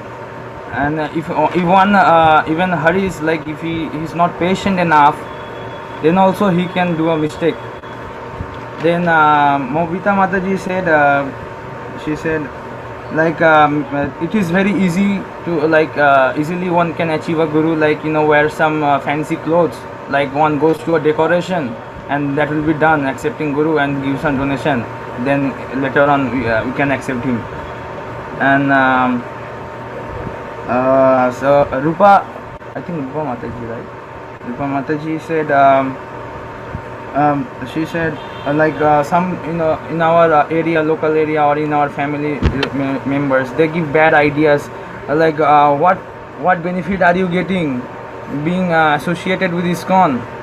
No, that is very wrong. It can upset the mind also. If one is not chanting Hare Krishna Mahamantra properly, it can affect them easily. And who has ruchi for Hare Krishna mantra and have firm faith on Guru, then only he can go further on the path of devotional service. Thank you. Next, group number 2 से हाथ उठाइए। Group number 2 में कौन है? विजय शर्मा को, अच्छा unmute करके बोलिए। हरे कृष्णा प्रभु, हम लोगों ने मिलकर चुना कि किसी को कहने पर गुरु चयन कर लेते हैं हम लोग, और दूसरा पॉइंट है गुरु को चयन करते हैं, शिष्यों का उनका फॉलोअर्स ज्यादा है उसके कारण हम लोग चयन कर लेते हैं, और तीसरा है कि गुरु अगर आकर्षक है तो हम लोग चयन करते हैं, और चौथा कि अपने कंफर्ट के हिसाब से गुरु को चयन करते हैं, और पांचवा हम लोग किए कि गुरु का प्रवचन बहुत ही मनोरंजन, इसमें चुटकुले व बहुत ही मन को भाने वाला चीज हो, इस तरीके का हम लोग ये करते हैं, तो हम लोग गुरु को उस तरीके से चुन लेते हैं। Very good. ग्रुप नंबर 3, ये सब गलत तरीके थे जो प्रभु जी ने सुनाए गुरु चयन करने के लिए। सूर्यवंशी अनम्यूट करके बोलिए। अभिजीत प्रभु ने कहा कि हम दूसरे भक्तों के प्रभाव में आके गुरु को चयन करते हैं, वो एक गलत तरीका है। विनीता माताजी ने बताया कि जैसे एक फेलो हमारा भक्त है दूसरा, उसने उस गुरु को किया है तो उसको देखा देखी में हम भी उसी गुरु को करेंगे, वो एक गलत तरीका है। और दूसरा है कि ये गुरु, हमने देखा है कि ये गुरु डांटते बहुत हैं, तो हम इस गुरु को नहीं लेंगे। ये सबको डांटते, अपने शिष्यों को बहुत डांटते हैं, हम इन गुरु को नहीं लेंगे। और मंटीपाड़ी माता जी ने बताया कि ये गुरु बहुत सेवा देते हैं अपने भक्तों को, ये बहुत ज्यादा सेवा देते हैं, तो इसके भक्त परेशान हो जाते हैं सेवा से, इसके हम उस गुरु को नहीं करेंगे। ये गुरु कम सेवा देते हैं, इस गुरु को करेंगे, ये ज्यादा सेवा प्रेशर हमको नहीं करते हैं। और मेरा ये था कि गुरु चयन करने का उसमें रहता है कि कलर के ऊपर में, भाई ये गोरे हैं, ये काले हैं, एक ये आता है, ये अमेरिकन है, ये इंडियन है, ये रशियन है, तो ये थोड़ा सा लेके भी बहुत कुछ होता है। तो ये सब चीज हमको नहीं सोचना चाहिए।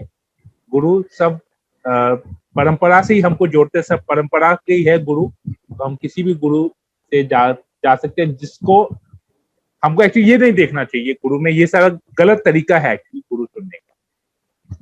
ब्लैक और व्हाइट में लेंगे या रशियन, अमेरिकन, इंडियन नाम होगा, भाई अमेरिकन गुरु है, तो अपने फेम के लिए नहीं करना चाहिए, गलत तरीका है। अरे ग्रुप नंबर 4 में कौन था? बोलो। হরে কৃষ্ণ বাবু।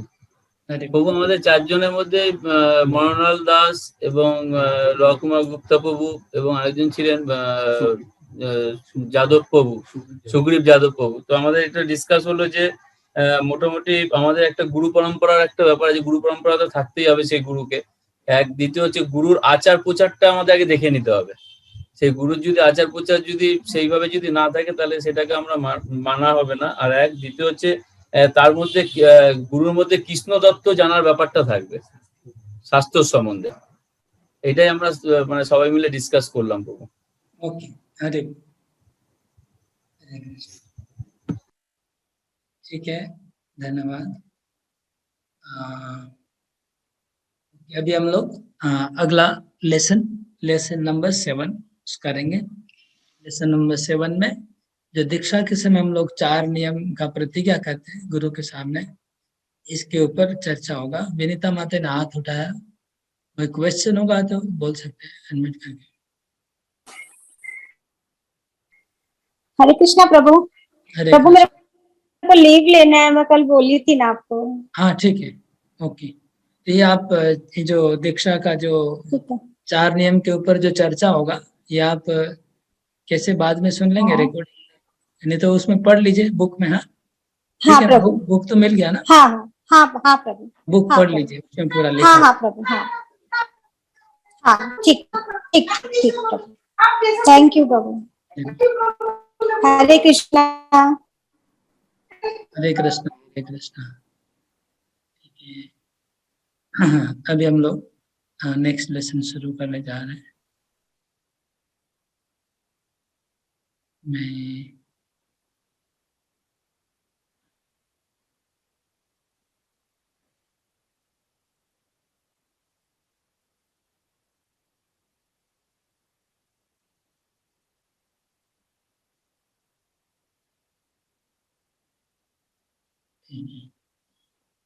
नंबर 8 का मैं स्लाइड खोल लेता हूँ, पूरा इनका म्यूट नहीं हो पा रहा।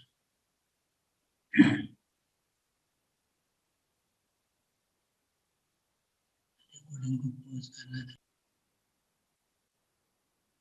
हरे कृष्णा। तो आइए हम लोग लेसन नंबर 7 आरंभ करते हैं। इस लेसन का टाइटल है इनिशिएशन वाउस, मतलब इसका अर्थ हुआ दीक्षा की प्रतिज्ञा। इनिशिएशन वाउस मतलब दीक्षा में प्रतिज्ञा लेते हैं गुरु के सामने, अग्नि के सामने जो प्रतिज्ञा लेते हैं, इसके ऊपर चर्चा करते हैं। हम थोड़ा ब्रीफली कर रहे हैं क्योंकि हमारे पास टाइम बहुत कम है ना, इसलिए हम शॉर्ट में कर रहे हैं, नहीं तो और डिटेल में भी हो सकता है। फिर भी मैं जो मेजर पॉइंट है वो आप लोग को प्रयास करता हूँ अच्छे से समझा देने का। बहुत सारी चीज और भी हो सकती है जो नहीं हो पा रहा है, क्योंकि परसों ही दीक्षा है 18 तारीख को, टाइम बहुत कम है। परसों नहीं, आज 15, 16, 18 परसों दीक्षा है। ओके, तो 4 नियम क्या है सबको पता है, आप बोर्ड में देख रहे हैं स्क्रीन पे। No meat eating, no gambling, no illicit sex, no intoxication, आमिषार वर्जन, जुगार खेलना वर्जन है, अवैध स्त्री संग वर्जन है, और नशा करना वर्जन है। ये 4 जब हम लोग की दीक्षा होती है तो गुरुदेव के सामने हम लोग ये 4 प्रतिज्ञा करते हैं। गुरुदेव दीक्षा के दिन क्या करते हैं, हम लोग भगवान के विग्रह के सामने हम लोग को बिठाते हैं, तो भगवान साक्षी है। उसके बाद अग्निदेव यज्ञ होता है तो अग्निदेव साक्षी है। उसके बाद प्रभुपाद जी का मूर्ति होता है, प्रभुपाद जी साक्षी है। और बहुत सारे वैष्णव होते हैं और गुरु होते हैं। इतने लोगों के सामने हम प्रतिज्ञा करते हैं, गुरु के सामने, प्रभुपाद के सामने, अग्निदेव के सामने, भगवान के विग्रह के सामने और वैष्णवों के सामने, इतने लोगों के सामने हम प्रतिज्ञा करते हैं। और गुरु महाराज, गुरुदेव क्या करते हैं, सबके बिहाफ में वो शिष्य से कॉन्ट्रैक्ट साइन करता है। हाँ, कॉन्ट्रैक्ट साइन करने का मतलब सबके बिहाफ में, वो गुरुदेव सबके बिहाफ में शिष्य से प्रतिज्ञा लेते हैं और फिर उसको जीवन भर शिष्य को प्रतिज्ञा को पालन करना होता है। उस समय पूछते हैं, एक एक शिष्य को पूछा जाता है कि 4 नियम क्या है, तुम बताओ, तुम जानते हो कि नहीं, 4 नियम पालन करोगे कि नहीं, ऐसे पूछा जाता है।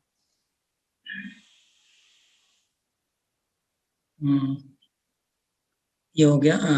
अभी इस 4 नियम कहाँ से आए, 4 नियम प्रभुपाद जी कहाँ से लाए, ये बहुत जानना जरूरी है ना। आप लोग को पता होगा, श्रीमद् भागवतम में परीक्षित महाराज जब दिग्विजय करने के लिए निकले थे तो उन्होंने एक शूद्र को, जो राजा का ड्रेस पहना हुआ था, शूद्र ने राजा का ड्रेस पहना हुआ था और वो गाय को मार रहा था। गाय और बैल का जोड़ा खड़ा था, उसको प्रहार कर रहा था, उसको पांव को तोड़ रहा था, तलवार से मार रहा था पांव को। उसके 3 पांव टूट गए थे, एक पांव खाली बचा हुआ था, वो बैल का। और गाय बहुत रो रही थी और बैल के 3 पांव टूटे हुए थे। बैल के 3 पांव टूटे हुए थे, एक पांव के बैल खड़ा था और गाय पास में खड़ी थी और रो रही थी। तो फिर वो कौन था, कली था। तो कलयुग उधर सामने उनकी आंखों के सामने प्रकट हो गया था। और वो बैल कौन था, बुल संस्कृत, हिंदी में बैल कहते हैं, इंग्लिश में बुल कहते हैं, बांग्ला में साढ़ कहते हैं। वो साढ़ या बुल के वो कौन था, धर्म था। और धर्म के 3 पांव कली ने तोड़ दिए थे, एक पांव के ऊपर धर्म खड़ा था। तो धर्म के 4 पिलर हैं। हाँ, धर्म की गाड़ी के 4 चक्के हैं, 4 पिलर हैं व 4 चक्के हैं, समझ लीजिए 4 पांव है। वो क्या है, ये यहाँ पर लिखा है, दया, तपस्या, पवित्रता और सत्य। तो सत्य, दया, तप, पवित्रता, ये 4 धर्म के पांव है। अगर ये 4 में से कोई गाड़ी का 3 चक्का टूट जाए तो गाड़ी एक चक्के पे नहीं चल सकती है। एक बिल्डिंग के 4 पिलर है, अगर 3 पिलर टूट जाए तो एक पिलर के ऊपर बिल्डिंग खड़ा नहीं रह सकती है। इसी प्रकार जो धर्म मतलब रिलीजियस लाइफ, धार्मिक जीवन के अगर 4 पिलर है, या अगर 4 पिलर टूट जाते तो रिलीजियस लाइफ हम मेंटेन नहीं कर पाएंगे, धर्म की गाड़ी आगे नहीं बढ़ेगी, स्पिरिचुअल लाइफ आगे नहीं बढ़ेगा। तो 4 पिलर 4 चीजों से टूटते हैं। तो कौन सा पिलर किस से टूटता है वो आप लोग इसमें देख के समझने का प्रयास करिए। पहला हो गया दया। तो मांसाहार करने से दया नष्ट होती है। इसको तो समझना बहुत आसान है, क्योंकि आप किसी को मारते हैं और खाते हैं मतलब आप में दया नहीं है। तो बहुत सिंपल है कि दया नष्ट होती है मांसाहार करने से।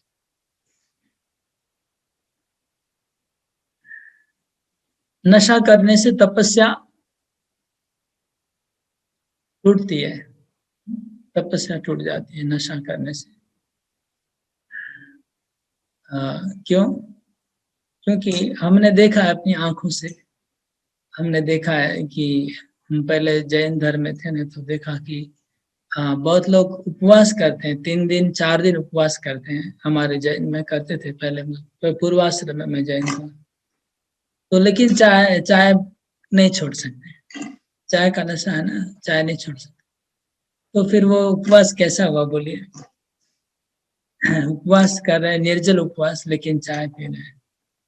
इसका मतलब जो नशा करता है वो तपस्या नहीं कर सकता है।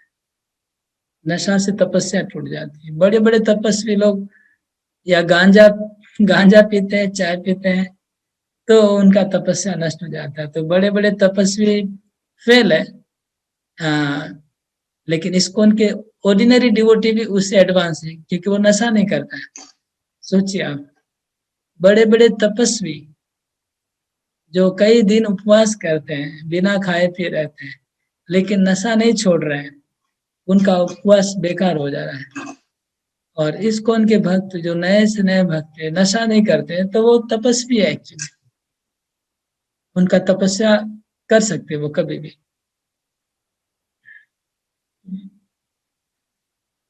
और इलिसिट सेक्स करने से पवित्रता नष्ट होती है, पवित्रता इलिसिट सेक्स से नष्ट हो जाती है। इलिसिट सेक्स से तमोगुण छा जाता है चेतना के ऊपर, तो तमोगुण आने से फिर पवित्रता कहाँ रहेगी, अपवित्रता हो जाती है। और जुआ खेलने से सत्य, ट्रूथफुलनेस, जुआ में तो झूठा है, झूठा सब कुछ झूठा होता है, तो ट्रूथफुलनेस चला जाता है जुआ खेलने से।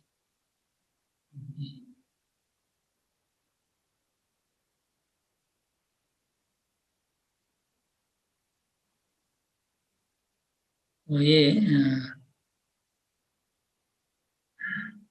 सुधांशु को इसको रीडिंग करिए, थोड़ा इंटरेस्ट करिए।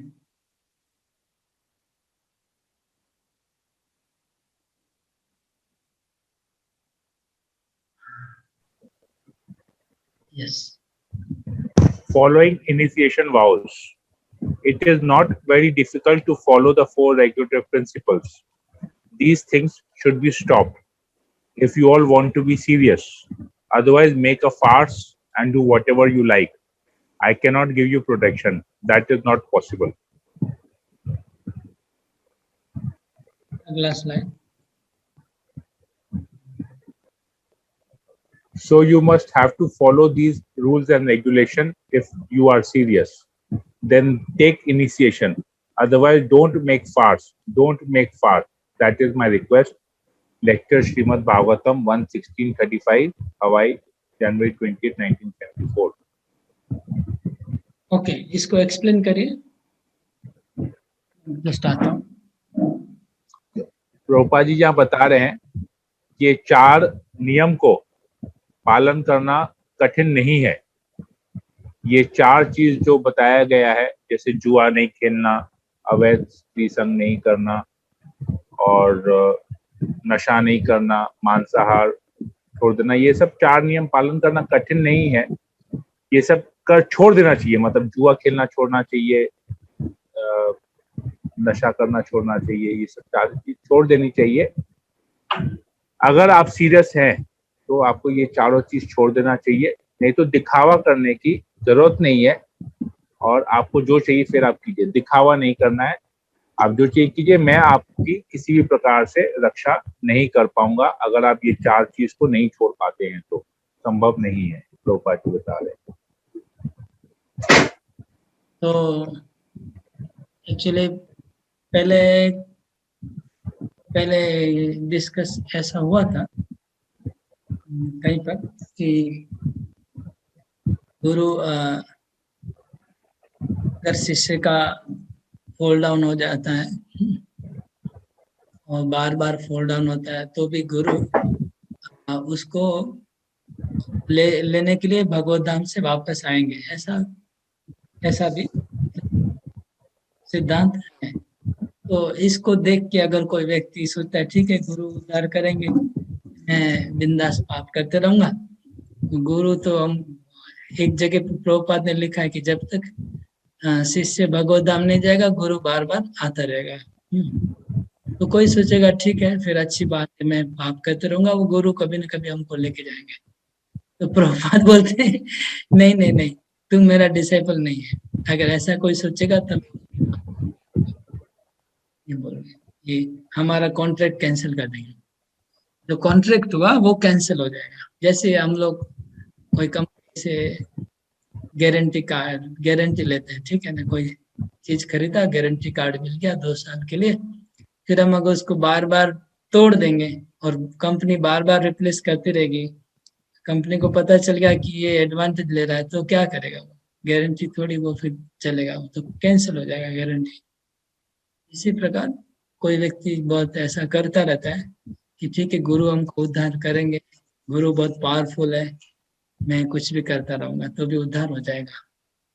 तो उसके लिए प्रभुपाद बोलते नहीं नहीं नहीं, तुम ऐसा मत करो, मैं तुम्हारा जिम्मेदारी नहीं लूंगा, you are no more my disciple. तो इसको एक ऐसे एग्जाम्पल से भी समझ सकते हैं कि जैसे मोबाइल फोन है, कंपनी गारंटी देती है, खाली इसमें पानी नहीं गिरना चाहिए, तब तक ये कंपनी फ्री में इसको बना के देगी। पानी गिर गया तो कंपनी वाटर लॉक का गारंटी नहीं देती है। तो वैसे ही प्रभुपाद जी बोलता है 4 नियम पालन करोगे तब तक ठीक हो, तोड़ा तो फिर खत्म। तो ऐसे भी समझ सकते हैं। ऐसा है कि अगर 4 नियम किसी से टूट जाता है, वो रिपेंट करता है और रिपेंट करके फिर अपने आप को प्रयास करता है ठीक करने का, तो उस केस में जरूर गुरु हेल्प करते हैं। ओके जी।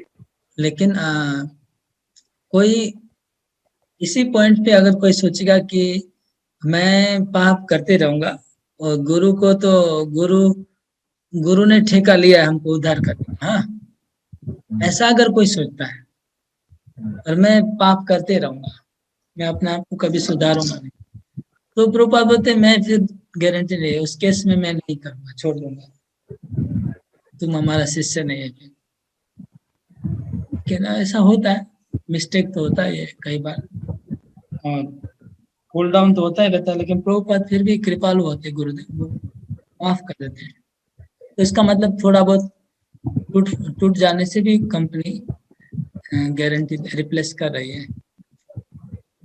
लेकिन कोई एडवांटेज लेता है जानबूझ के कि मोबाइल पानी में नहीं गिरने से हम कर देंगे, इसका मतलब हम टेबल के ऊपर पटक के तोड़ देंगे, फिर हम बोलेंगे हमको रिप्लेस करो, ये पानी में नहीं गिरा है, उसको नहीं अलाउ करेंगे, ये बोल रहे हैं। ओके, क्लियर है। हाँ, ये पढ़िए। My advice is always chant 16 rounds minimum and follow the 4 regulative principles. All of my disciples must agree on this point, otherwise they are not my disciples. My disciples must follow these principles, living either in heaven or hell. Lecture 2, Raj Lakshmi, Mayapur, February 17, 1976. यहाँ स्पष्ट हो गया, प्रभुपाद जी बोले कि 4 नियम पालन नहीं करते तो मेरे शिष्य नहीं है, चाहे नरक में जाओ चाहे स्वर्ग में जाओ, 4 नियम पालन करना पड़ेगा। तो ये उसी लिए कोई रिपीटेडली वार्निंग के बाद भी छोड़ता नहीं है पाप करना, उसके लिए। वैसे जो क्योंकि हम इतने लोगों के सामने प्रतिज्ञा करते हैं, हमें 4 नियम कभी नहीं तोड़ने चाहिए। लेकिन माया बहुत प्रबल है, बहुत बार भक्तों के जीवन में प्रॉब्लम्स आते हैं, उस केस में अगर वो लोग का अगर एटीट्यूड ठीक है तो गुरु हेल्प करते हैं।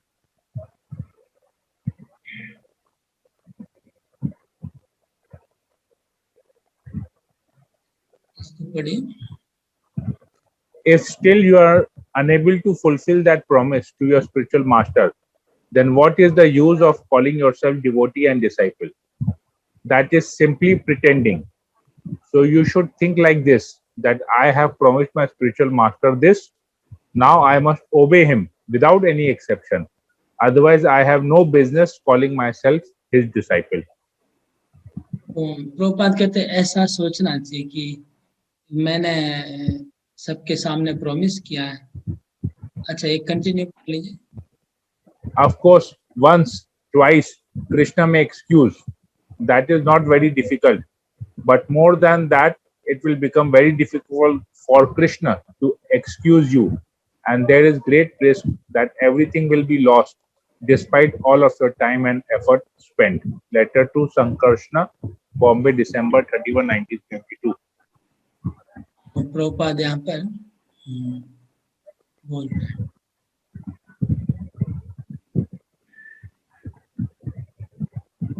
अगर तुम फिर भी 4 नियम को पालन करने में प्रॉब्लम हो रहा है, प्रभुपाद कहते हैं, तो हमको सोचना चाहिए मन में कि आई एम नॉट, अच्छा ये मिस हो गया लगता है, ओके ये मिस हो गया, ये बढ़िया,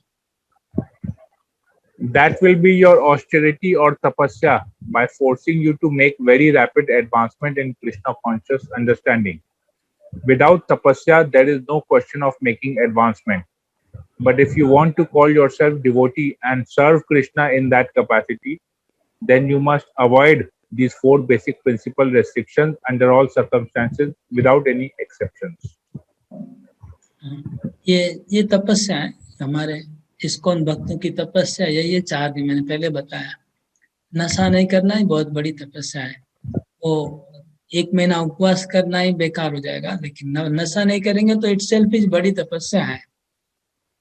इसी प्रकार 4 नियम पालन करना ही बहुत बड़ी तपस्या है कलयुग के लिए। अगर ये कोई करता है तो बहुत अच्छी बात है, और कोई तपस्या की जरूरत नहीं है। अगर हम ये नहीं करते हैं तो प्रभुपाद बोलते हैं अपने आप को हम शिष्य बोलने के योग्य नहीं है, फिर हम नहीं कह सकते मैं शिष्य हूँ।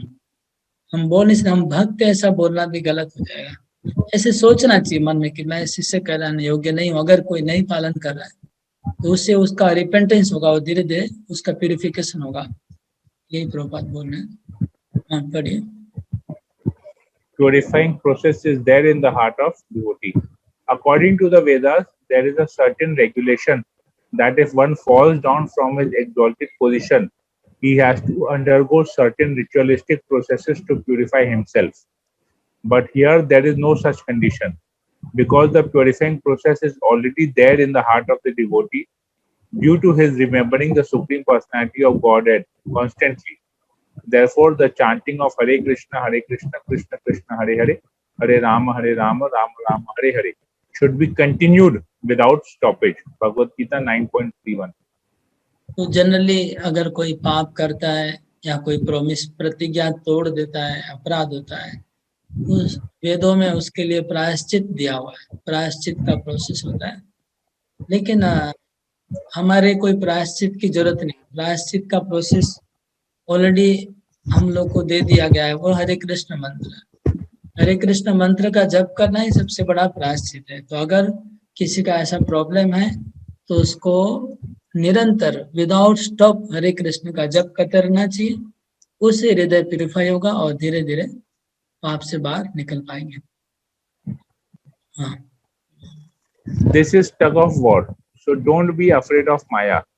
Simply enhance chanting and you'll be conqueror. That's all. Krishna says, Kaunteya prati janehi name bhakta pranashyati. 9:31. You just declare, my devotee will never be vanquished by Maya. Maya cannot do anything. Simply you have to become strong. And what is the strength? Chant Hare Krishna, Krishna Krishna, Hare Hare. Loudly. Yes. Lecture Bhagavad Gita. 3.6 to 10 Los Angeles में प्रभुपाद के बहुत सारे lecture है। प्रभुपाद ने बहुत समय बिताया Los Angeles में। ओके, तो देखिए ये बहुत अच्छा कंक्लूजन आया कि हम लोग माया के साथ एक लड़ाई कर रहे हैं, युद्ध कर रहे हैं। हर दिन हमारे हृदय में स्ट्रगल होता है। माया एक तरफ खींचती है और माया देवी हमारे मन को एक तरफ खींचती है और हम भक्ति करना चाहते हैं। हम सोचते कि हमें भक्ति करना है, लेकिन माया देवी दूसरी तरफ खींचती है। तो ये लड़ाई, युद्ध चल रहा है, फाइटिंग चल रहा है। और माया देवी बहुत शक्तिशाली है। देवी ऐसा गुण में मामू माया दुरत, तो हमको बार बार गिरा देगी, इसमें कोई डाउट नहीं है, क्योंकि माया की शक्ति बहुत ज्यादा है हमारे से। इसमें गिर जाना कोई बड़ी बात, लेकिन माया को फाइटिंग करके जीतने का एकमात्र उपाय हरिनाम। लेकिन हरिनाम से शक्तिशाली नहीं है माया देवी। अगर हरिनाम हम जोर जोर से कंटिन्यू करते रहेंगे तो प्रभुपाद बोलते हैं एक दिन जरूर तुम जीत जाओगे। You will be conqueror, no doubt. हरिनाम से माया शक्तिशाली। ओनली जब हरिनाम हमारे मुंह से बंद हो जाएगा तब माया हमको पटक देगी। अगर हरिनाम करते रहेंगे तो माया हमको पटक नहीं पाएगी। ये कंक्लूजन है। हरे कृष्ण कृष्ण कृष्ण हरे हरे, हरे राम राम राम हरे हरे।